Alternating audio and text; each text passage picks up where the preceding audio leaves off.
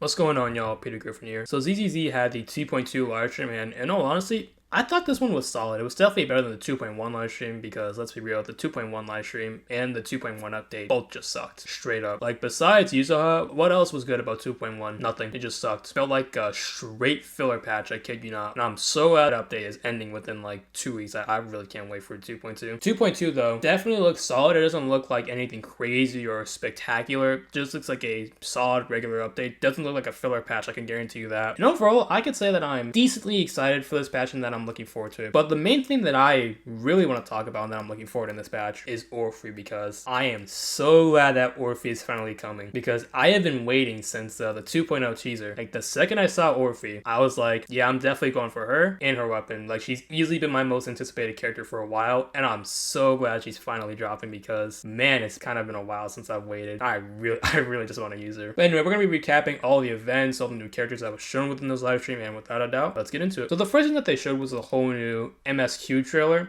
and it doesn't look bad. Am I going to play the new MSQ? Probably, but we gotta see.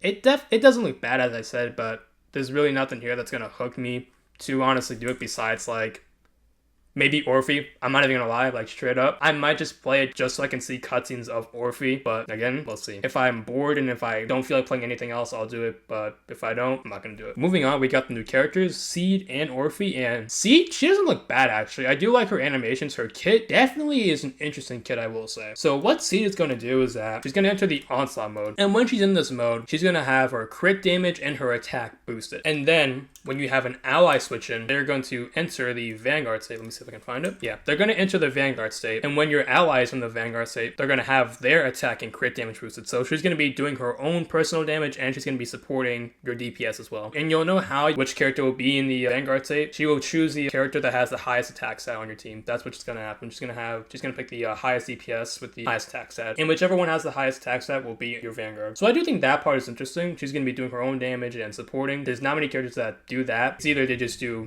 support or they barely do any own personal damage as a sub DPS. So I think Seed's definitely a very interesting character. And one thing that I do like about Seed the most is definitely her animations with the mech. Let me see if I can find it. Yeah, the mech animations are honestly really cool. I kid you not. These look amazing. And she's also going to be able to use the mech, as you can see, with the EX seal. When you have her Onslaught bar filled up right here, when it's in the yellow, if you use an EX special attack basic, you're going to be using the mech. But if you don't have it filled up, you're not going to be able to use that. And she's just going to be able to using the moves that she has when she's in her regular form. So it seems like when she's not in her mech, she's going to be supporting. But when she's in the mech, she's going to be doing like actual damage. So I think that's a very cool and interesting design for a character in ZZZ. And then for her ult, it's really nothing crazy. She's just going to be firing a bunch of rockets at the character, as you can see right here. Wait, no, that's not her ult. Wait, hold on. This is her ult right here. She's just going to be firing a bunch of rockets at the character. Not the character, at the enemy. And she's going to be doing damage. So overall, I think Seed's going to be a very good character. Well, actually, no, would I say very good now? She'll definitely be a good sub DPS. She's going to be really good for Sambi. So if you want to buff your Sambi, or if you want to use her as a main DPS, I would say go for her. But if you're just not interested in her, or if you don't have Sambi, I would say don't pull for her personally, but then again, who am I to say? If you want to go for her, go for her. If you don't, then don't. So overall, I would say Seed, not a priority, but if you want to pull her, go ahead. And then next up, we got the Go Orphe, and I actually do like her kit. Orphe's kit, definitely, it looks really cool.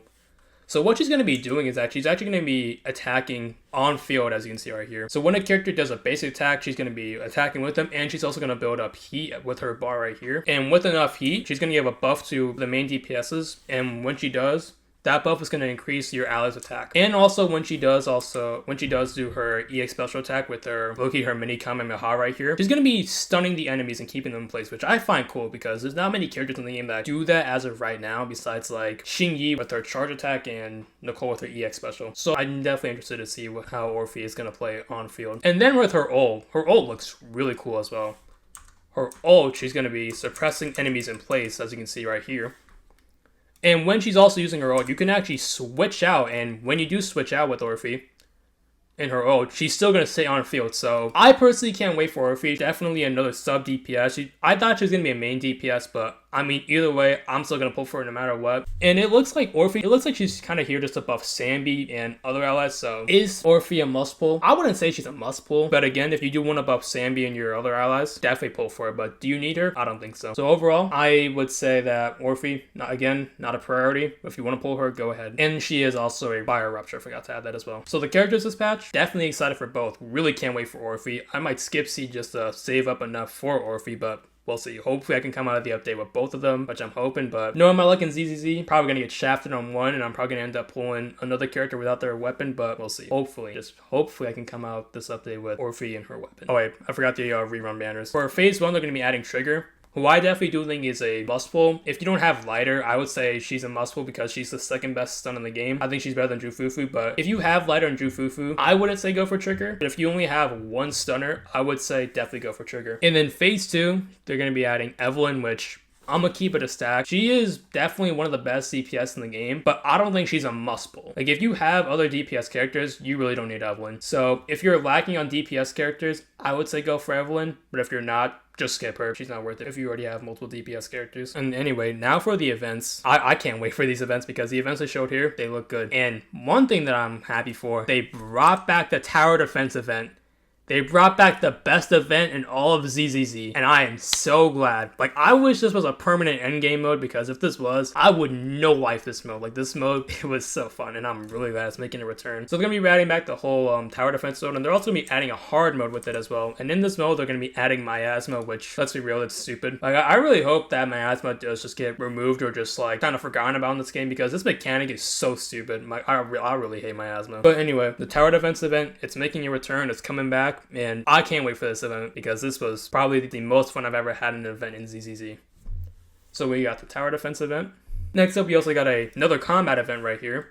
And this one is pretty interesting. So with this event, you're pretty much like in a ring, and when you're in this ring, you have to knock enemies pretty much into the line right here so you can kill them. And you're also going to be using stage hazards within the stage as well. As you can see right here, you're going to be needing to use these gas canisters to do damage to the boss. And I think this event definitely could be pretty interesting, so I can't wait to try this one. And the next event they have is just another combat event. Let me see if I can find it. Yeah, it's just another combat event right here where you're given 3 characters within the stage, and you have to do the objectives within that stage. It's just your regular other combat event. So this one's really nothing too crazy. But then this one right here, the 4th one, they're adding a rhythm game event, and this one, it looks interesting. I can't wait to try this one.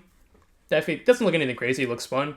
But I do hope Zenless Zone Zero does keep experimenting more with other type of minigame events like the tower defense event and rhythm game in this one, because these events are fun, don't get me wrong, but I do hope we get a more variety of like other type of minigames as well. So I'm glad Zenless Zone Zero is doing this, but I do think there needs to be more variety. And they're also, with the rhythm event, they're going to also be adding songs from Zenless Zone Zero as well, like the Bernice song and the Astra song, so I do find that part to be very interesting. And then after that, we just got 2 more events where it's just another picture event where you're just going around and finding objects in the overworld. This one's nothing too crazy. And then the last event that they had is just another login event similar to the summer login event where you go in, use polycones or battery, and then boom, you just check in. It's just that. This event's really nothing too crazy. So overall, the events in this patch definitely looking better than the last one. I really can't wait for this, especially the tower defense event. I really just wanted to make a return, and hopefully one day the tower defense event does become permanent. And now for the optimizations, and they made like a decent amount actually. So for the Soybean Temple, they actually made it where it's just not hell. They made it where it's a lot less annoying. You don't have to spend as much materials on it. They also made it to where there would also be a notification like in the logs as well right here. They got rid of this right here for when you wanted to set an adventure. This thing would always appear like in the log right here if you go to Soybean Temple. They're removing it, and I'm so glad, because I'm not gonna lie, this was annoying just seeing it every time I had to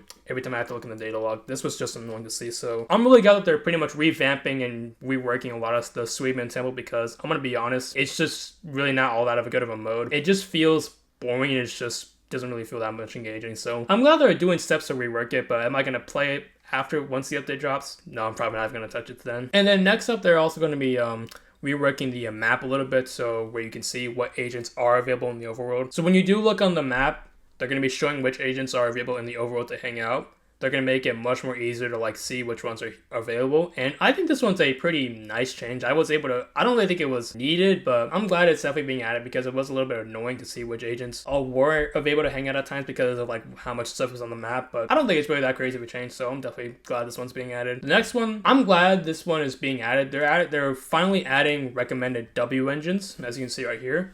So when you want to change a character's W engine, they're actually going to show which W engines are good, and I am so glad that this is being added. I think more gacha games need to do something similar to this. Like, I think that if this was added into Wuthering Waves, this would be cool. So I'm glad Zenless Zone Zero is adding something like this. I just hope that this is ordered for like how good the W engines are. That's one thing I just hope. If it's not ordered, then it's going to be a problem. But either way, I'm glad this is being implemented into the game. And also, they're making it to where you can actually hide agents that you don't have, because if you go to the agent select screen right now, if you were to scroll up, it would show the agents that you don't have. But now you can turn it off to where it doesn't show what agents you have. It would only show you what agents you do have. So I'm glad for this feature. And that's just all the features that they added for the game. So overall, I don't think the update's bad. It's definitely looking like a solid update. Definitely looking better than 2.1. Definitely looking like one of the better updates for the game. I personally can't wait for the update. I just wish that there was more QOL optimizations, and I do hope that miasma going forward is just not as present. That's one thing I also do hope, but again, we'll see as the game goes on. And with that, thank you for watching the video. Like and subscribe if you did enjoy this, and I'll catch you in the next one.